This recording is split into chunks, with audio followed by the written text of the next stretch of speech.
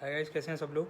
मैं फिर से आया हूँ आप लोगों के सामने एक बहुत अच्छी सी स्टोरी लेके, एक बहुत ही इंस्पिरेशनल स्टोरी लेके, जिससे आई एम श्योर आपको कुछ सीखने को मिलेगा। ठीक है, तो वीडियो स्टार्ट करने से पहले इस वीडियो को मैं कुछ ग्रुप्स में शेयर करने की कोशिश कर रहा हूँ।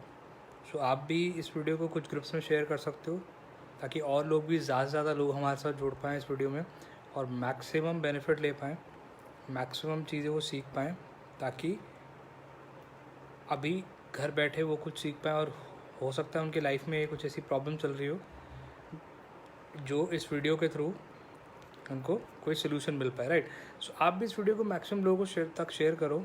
मैं भी अपने एंड से शेयर कर रहा हूँ। साथ मिल के सब तक ये नॉलेज पहुँचाने की कोशिश करते हैं, सब तक ये लर्निंग पहुँचाने की कोशिश करते हैं, जहाँ पे हम सब लोग कुछ ना कुछ सीख पाएँ। राइट, सो स्टार्ट करता हूँ मैं स्टोरी के साथ। बहुत टाइम पुरानी बात है, एक इंसान था जो कि बहुत बड़ा बिजनेसमैन था, लेकिन बिज़नेस में लॉस की वजह से, बिज़नेस ना चलने की वजह से, उसकी कोई भी डील ना क्लोज होने की वजह से, उसके नए बिज़नेस एक्सपैंड नहीं होने की वजह से बहुत ज़्यादा लॉस में चला गया था। बिल्कुल टूट गया था और बिल्कुल उसका धंधा जो है बिल्कुल डाउन चला गया था। ऑलमोस्ट लॉस में, मतलब ऑलमोस्ट क्या, पूरा लॉस में चला गया था। ऑलमोस्ट उसका बिज़नेस ज़ीरो हो गया था, ठीक है, इन टर्म्स ऑफ रेवेन्यू। सो क्या हुआ, एक बार वो एक पार्क में बैठा था।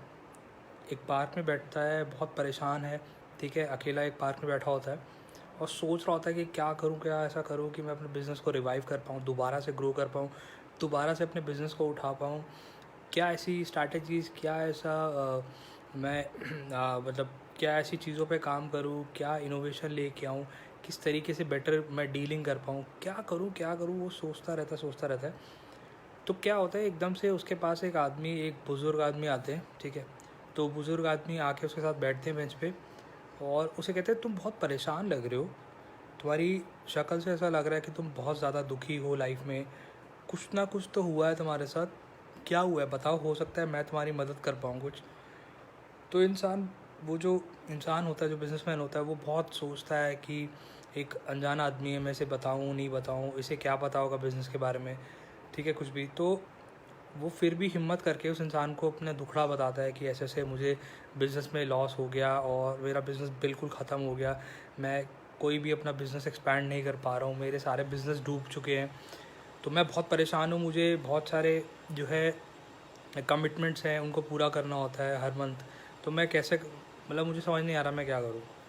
तो वो जो बुज़ुर्ग इंसान होते हैं, जो बुज़ुर्ग इंसान उसके साथ बैठे होते हैं वहाँ पे बेंच पे, तो वो उसे कहते हैं कि एक काम करो, ये लो, उसको एक चेक देते हैं और उस चेक साइन करके देते हैं, बोलते हैं ये चेक लो और आज से 1 साल बाद, आज से इसी सेम डेट 1 साल बाद मुझे आप यहीं पे मिलना और आप उस टाइम पे ये अमाउंट मुझे वापस लौटा सकते हो।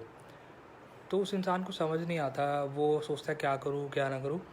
तो वो उस इंसान से चेक ले लेता है, उस बुज़ुर्ग इंसान से वो बिजनेसमैन चेक ले लेता है और उस चेक पे जो अमाउंट लिखा होता है वो अमाउंट होता है $100,000, ठीक है, $1,00,000 US।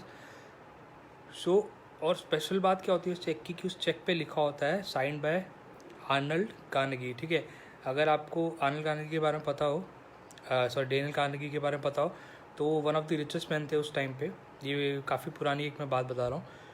उनका नाम लिखा होता तो बहुत ज़्यादा खुश हो जाता है कि इतने बड़े इंसान ने मुझे एक चेक ऑफ़र किया, मतलब पैसा ऑफ़र किया है। बहुत खुश हो जाता है, खुशी खुशी वापस जाता है अपने ऑफिस में। लेकिन वो क्या करता है, उस चेक को कैश कराने की बजाय उस चेक को रख लेता है सेफ़ में जाके, सेपरेटली अलग से रख देता है, ताकि वो 1 साल बाद रिटर्न कर पाए।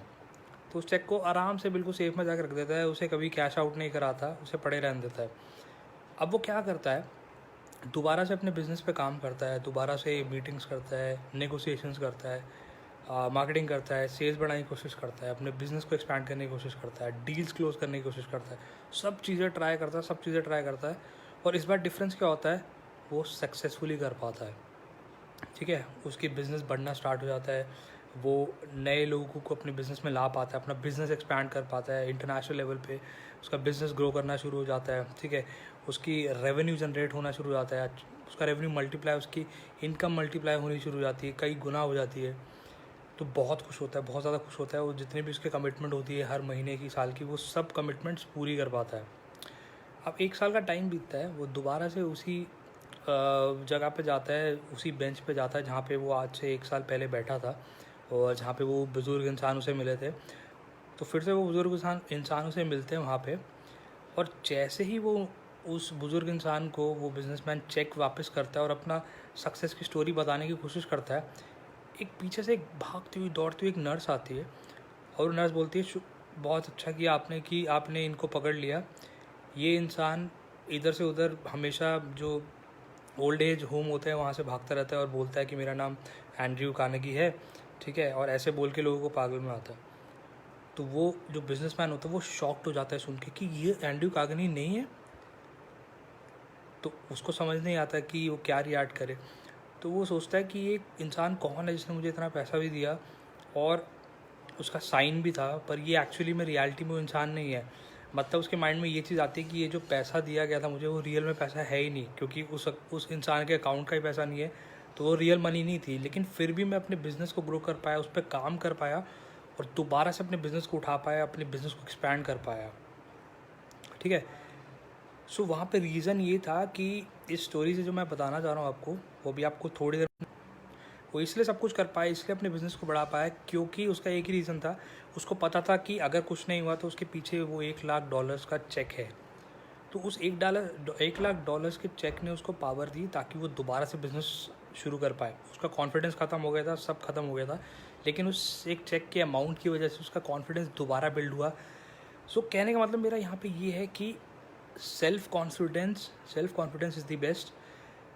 आप अपने आप में विश्वास रखो, अपने आप में बिलीव करो, आप चाहो तो कुछ भी कर सकते हो, ठीक है। इस केस में भी यही था कि उस बिजनेसमैन ने पहले उस तरीके से सोचा नहीं, वो प्रॉब्लम से सोच रहा था, वो ये नहीं सोच रहा था कि मैं चीज़ों को कैसे सही कर सकता हूँ। लेकिन जब उसके पास एक बैकअप आया कि मेरे पास एक चेक है, अगर नहीं हुआ कुछ तो एटलीस्ट ये अमाउंट है जिससे मैं सब कुछ रिकवर कर सकता हूँ, दोबारा से अपना एम्पायर खड़ा कर सकता हूँ। लेकिन फिर भी उसने उस चेक को यूज़ नहीं किया, उस चेक को यूज़ करे बिना उसने दोबारा से अपने बिज़नेस को ग्रो किया, दोबारा से सब कुछ किया, क्योंकि उसने अपना सेल्फ कॉन्फिडेंस दोबारा रियलाइज़ किया कि मेरे अंदर अभी भी वो सेल्फ कॉन्फिडेंस, उसको दोबारा से अपने आप में बिलीव हुआ कि मैं कर सकता हूँ। सो दोस्तों, मैं जस्ट ये बोलना चाह रहा हूँ इस वीडियो के थ्रू, स्टोरी के थ्रू बेसिकली, कि self confidence is the best. Self confidence अगर आप बिलीव करते हो कि आप कुछ भी कर सकते हो ना, तो आप रियलिटी में कुछ भी अचीव कर सकते हो। इट्स जस्ट दैट कि आपका बिलीफ सिस्टम कैसा है, आप किन चीज़ों में बिलीव करते हो। अगर आपको अपने आप पे विश्वास है तो कोई भी चीज़ इम्पॉसिबल नहीं है, हर चीज़ पॉसिबल है, आप सब कुछ कर सकते हो। तो खुद पे विश्वास रखो, खुद पे कॉन्फिडेंस रखो, and you can move mountains. आप दुनिया हिला सकते हो, आप किसी भी लेवल तक पहुंच सकते हो, कोई लिमिट नहीं है। Thank you so much, bye.